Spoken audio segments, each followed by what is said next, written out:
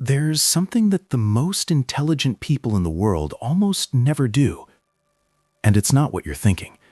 It's not reading more, it's not studying more, it's not talking more. It's exactly the opposite.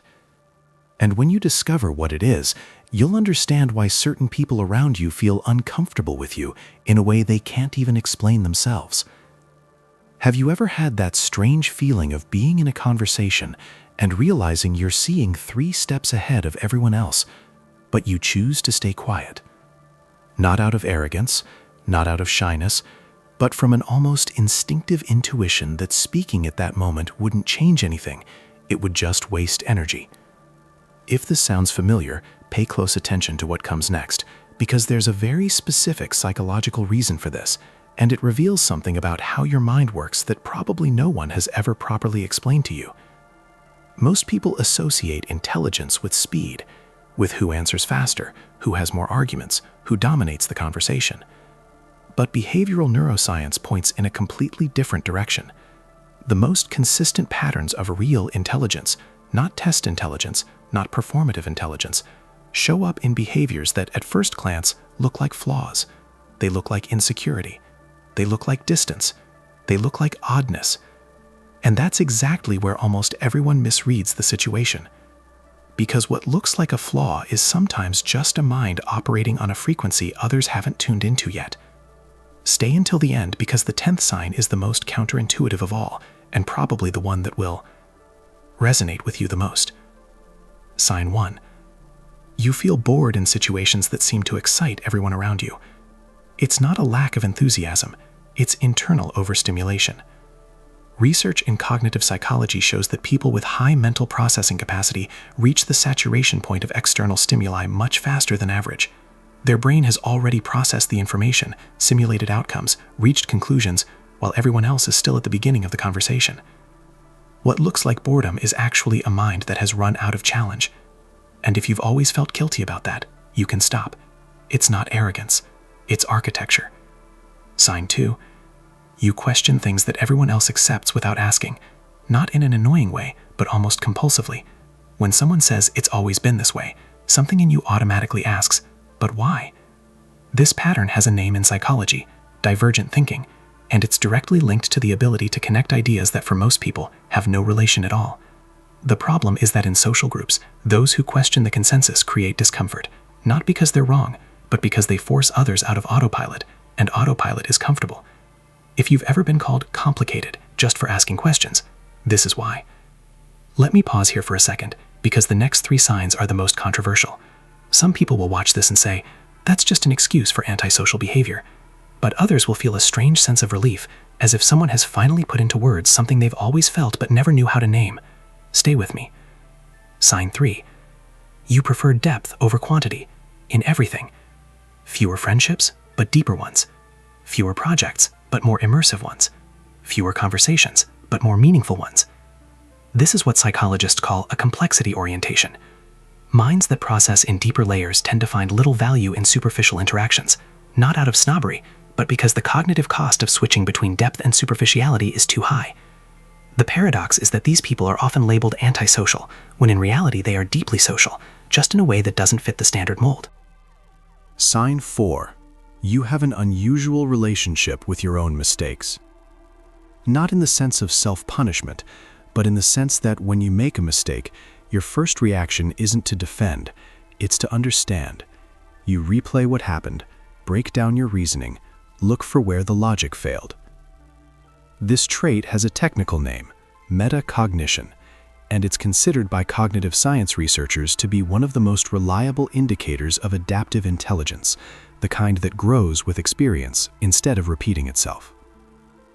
People with strong metacognition can make others uncomfortable because they don't engage in ego battles, and those who are used to winning by volume perceive that as a silent threat.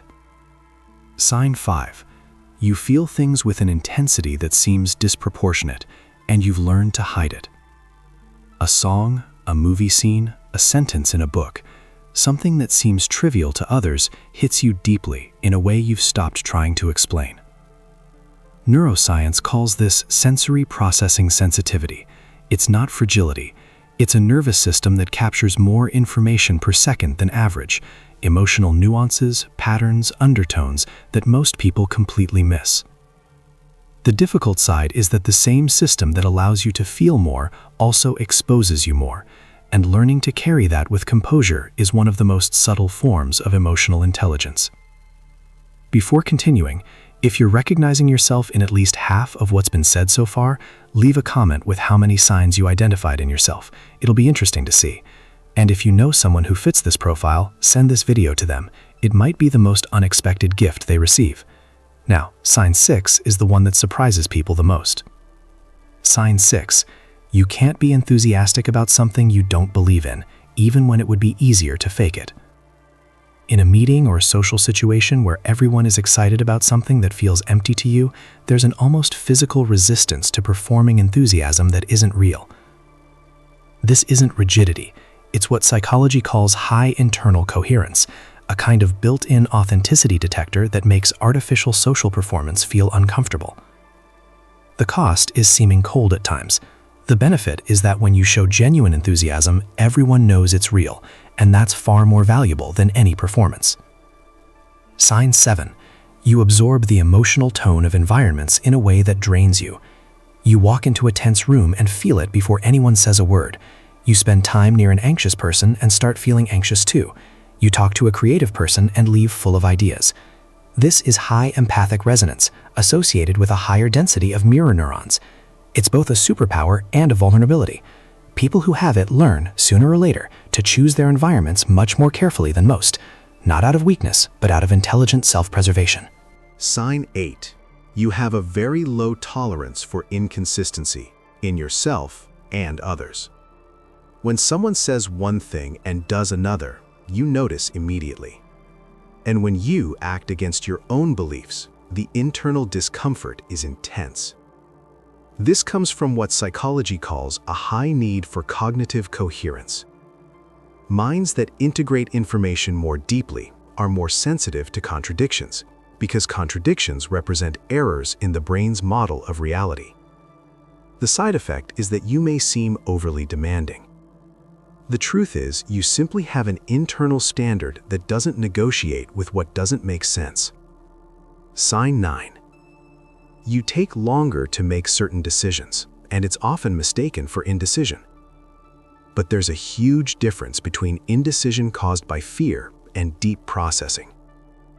People who integrate more variables into a decision naturally take more time. Not because they're afraid, but because they run more internal simulations, consider more scenarios, and weigh long-term consequences most people don't even notice. The world rewards speed. But slow, deep processing is what historically leads to the most accurate decisions in situations that truly matter. Sign 10. You often feel like you don't fully belong anywhere, and you've always thought that was a problem. It's not. Full belonging to a group, a tribe, a fixed identity requires a level of conformity that highly complex minds simply can't sustain for long. Is it less comfortable? Yes. Is it more lonely at times? Also yes. But it's the same trait that allows you to see what insiders can't, question what insiders accept as truth, create what insiders haven't yet imagined. That feeling of not fully belonging isn't a flaw.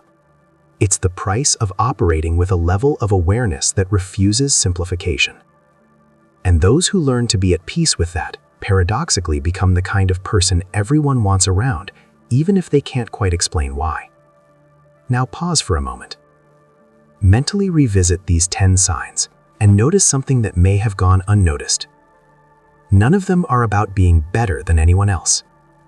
They're about being different in a way the world hasn't yet learned to recognize as valuable. School punished your distraction. It was a search for depth. The group called your silence strange. It was processing.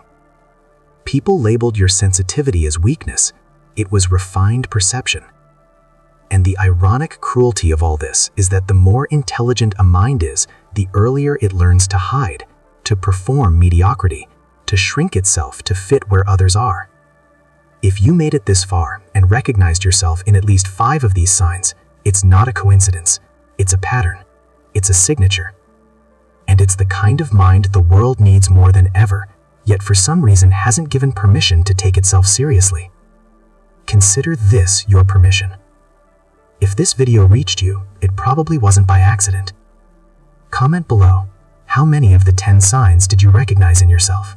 Even just a number, it'll be interesting to see.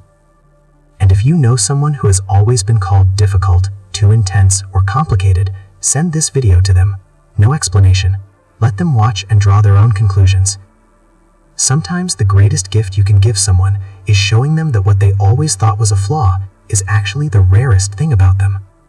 Subscribe, because the next video will be about why highly intelligent people often sabotage themselves exactly when they're closest to something big, and the psychological mechanism behind it is simpler and darker than it seems.